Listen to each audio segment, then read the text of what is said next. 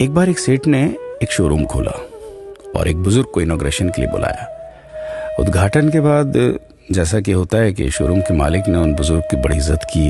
बड़ी इज्जत अफजाई करने के बाद उनको बताया कि देखिए, यहाँ पे 21,000 चीज़ें हैं इस शोरूम में बेचने के लिए। इसमें से आपको जो भी चाहिए, जितनी चाहिए आप ले लीजिए।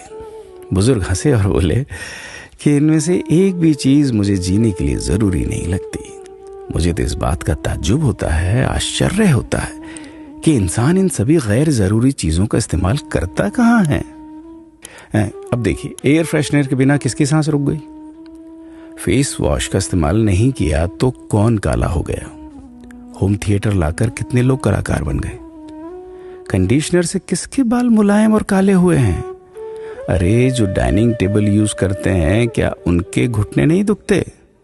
थोड़ा दिमाग पर जोर डालकर याद कीजिए कि हैंड वॉश के बिना आपके किस दादा के पेट में कीड़े हो गए थे। अगर हम डीओ मारकर निकलते हैं तो क्या लोग हमें सूंघने आते हैं? एक्चुअल में तो हम सभी इस प्रकृति को चुनौती दे रहे हैं, वरना बुगला जो होता है वो शैम्पू से नहाता है क्या? मोर अपने रंगों को संवारने या बचाने के लिए कौन सा कंडीशनर या फेस वॉश इस्तेमाल करता है? कभी किसी बिल्ली को मोतियाबिंद होता देखा है? किसी खरगोश के बाल कभी गिरते हुए या सफेद होते हुए देखे हैं? इनहेलर या बाम के बिना भी कुत्ते के सूंघने की क्षमता उतनी ही तेज है। मधुमक्खी का शुगर लेवल बिना दवाई के भी कंट्रोल में ही है। अलार्म के बिना भी मुर्गा रोज उठकर बांग देता है। दरअसल इंसान पैसा खर्च करके दुखी होने की चीजें खुद ही खरीदता रहता है।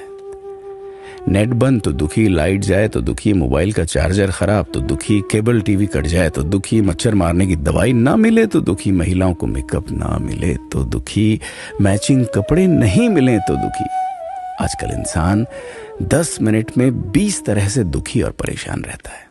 बाकी तो गुड़ की रोटी या प्याज रोटी खाकर हाथों का तकिया बनाकर पीपल के नीचे जो आराम से सो जाता है, उसे दुखी करने के लिए तो फरिश्तों को नीचे आना पड़ता है। ये सब देखा देखी का खेल है। सच तो यह है कि सुखी रहने के लिए बहुत कम खर्चा होता है, लेकिन दूसरों को दिखाने में कि मैं कितना सुखी हूं, इसी में बहुत ज्यादा खर्चा होता है। जैसे जैसे सुविधाएं बढ़ रही हैं, दुखी होने के रास्ते भी खुलते जा रहे हैं। अगर आपको ये सब सच लगता है तो लोगों को जागृत कीजिए और फिजूल खर्च से बचाइए। दोस्तों, खुद सुखी होने के लिए खर्च कीजिए, दूसरों को दिखाने के लिए नहीं। हाँ, लेकिन अपना ख्याल रखिएगा।